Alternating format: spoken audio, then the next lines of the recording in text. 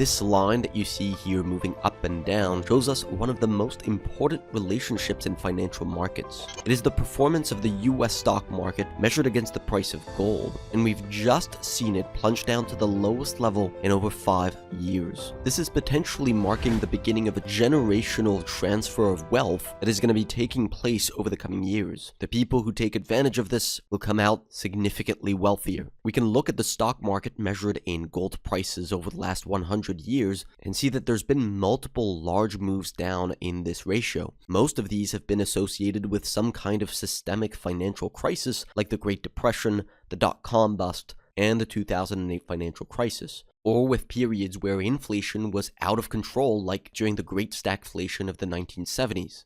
In fact, most people believe that gold prices only rise when inflation is running out of control. For instance, when gold prices rose from $35 an ounce all the way to $670 an ounce in the 1970s, that was indeed a direct result of out-of-control levels of inflation in the United States. By the time gold peaked in 1980, inflation hit 15%, which means that prices of everyday consumer goods were rising each year by 15%, completely unsustainable levels. And gold in the 1970s was indeed acting as a hedge against these high levels of inflation. But fast forward to today and the picture is quite a bit different. Gold prices have been going on a meteoric rise, but the official US inflation rate data has been steadily moving lower. In fact, if we zoom out to the early 2000s, we see that gold experienced a substantial rise in its prices without any big wave of inflation like in the 1970s. The root cause of gold's rise today is something very different to what we had in the 1970s, but arguably it's something that's potentially a lot more dangerous and could have an even larger impact on people's lives. Instead of comparing the price of gold to inflation, let's compare it to the level of US government debt. This line here shows us the ratio of government debt to GDP. So it's a way for us to know how good or bad of a shape the US government's financial situation is. And as we can see, gold prices have been intimately correlated to how bad the government's financial situation is. As trust in the US government's financial situation diminishes, that means that trust in US Treasury bonds diminishes. Now, both gold and US Treasury bonds are financial assets, and both have the goal and objective of being a safe haven asset, or in other words, the goal of keeping their value. The size of the US government Treasury bond market stands at $27 trillion, while gold's market cap stands at $22 trillion.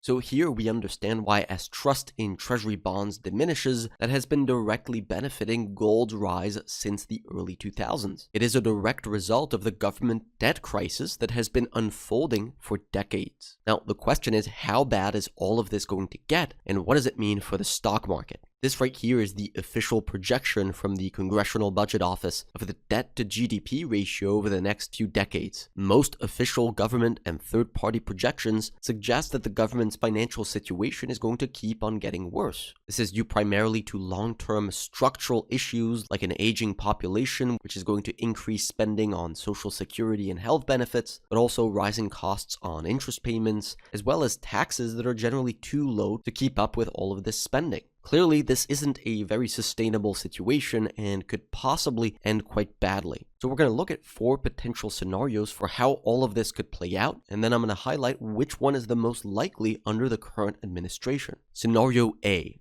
Austerity. Here, the government would aim to cut back on its spending in a significant way. But as we just mentioned, it's unclear how feasible this actually is due to the many structural long-term forces that are pushing government spending higher. But if somehow the government is actually able to do this, that would increase confidence in the government's budget, so likely leading gold prices lower. But on the flip side, it would cause economic growth to slow down because of lower government spending. The US government has been running a deficit of $2 trillion per year since 2020, which has given a significant artificial boost to economic growth over this time period. All of a sudden, removing this deficit spending would lead to lower levels of growth. So in scenario A, we would see both lower gold prices and lower stock prices. Now, while the current administration has talked about higher levels of government efficiency, it has not talked about making deep cuts to government spending, which does make this austerity scenario quite unlikely right now.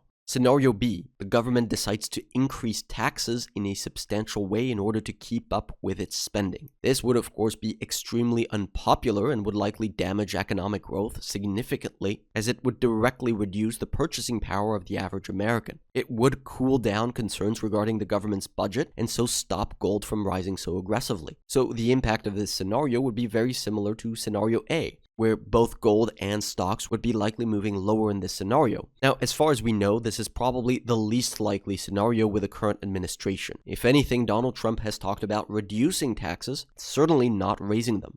Scenario C, the government doesn't do anything about it. This has more or less been the government's philosophy for the last 5 years. Now, this would allow the government to keep on spending without needing to raise taxes. So at first, it would avoid any damage to economic growth, which could mean that the stock market can keep rising over the next few years. Now, this would come at the cost of a higher debt to GDP ratio, as trust in the government's debt would decline, which could have very significant long-term side effects. In this scenario, government bond yields would be forced higher, which means that interest rates around the whole economy would go up. Mortgage rates would go up, reducing access to housing. Corporate debt interest rates would go up, which would reduce access to financing. And so all of this would eventually slow economic growth. In this scenario, gold would likely rise as trust in government debt declines, and the stock market would probably stay more resilient than in the other scenarios, at least in the near term, but would probably run into a wall down the line. Now, the final scenario, scenario D, is an aggressive tariff policy. Tariffs are basically another form of taxes, so the overall impact of tariffs is actually very similar to option B. They could help the government's budget as they would increase revenue, but they would very likely lead to slower economic growth if implemented in a significant way. This is why economists have been raising their estimated probability of a recession ever since Donald Trump's April 2nd Liberation Day tariff announcement. So out of these 4 scenarios, we think the most likely outcome is a mix between C and D. It remains unclear exactly how big the tariffs are going to be, and so naturally it's unclear how much they will actually help with the government's budget, and it's also unclear how much of a negative impact they will have on growth. So you might be thinking, what's the takeaway for stocks and gold? We think gold is a must-have in any long-term investment portfolio in the current macroeconomic context. It is a hedge against the unfolding government debt crisis, and it has a good chance of continuing to outperform the stock market as long as the government debt hasn't been solved, which doesn't look imminent. But gold has already witnessed an incredible move up,